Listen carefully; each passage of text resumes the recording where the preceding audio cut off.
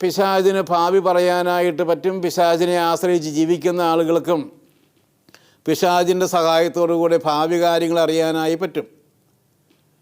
അങ്ങനെയുള്ള ആളുകളുടെ അടുത്ത് പോയാൽ അവർ നമുക്ക് ഭാവി കാര്യങ്ങൾ പറഞ്ഞു തരും. നമ്മെ വിശ്വസിപ്പിക്കാൻ വേണ്ടി കഴിഞ്ഞുപോയ ചില കാര്യങ്ങളും വളരെ കൃത്യമായി തന്നെ പറഞ്ഞു തരും.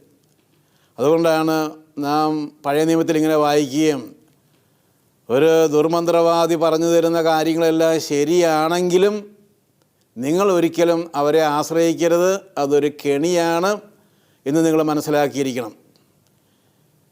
ഇങ്ങനെ പിശാചിനെ ആശ്രയിച്ച് ഭാവി അറിയാൻ പോയാലുള്ള പ്രശ്നം ഇതാണ്. കഴിഞ്ഞു പോയ കുറേ കാര്യങ്ങളെല്ലാം പിശാച് വളരെ നന്നായി ശരിയായ രീതിയിൽ പറഞ്ഞു തരും. അത് കേൾക്കുമ്പോൾ നമുക്കൊരു വിശ്വാസമായി.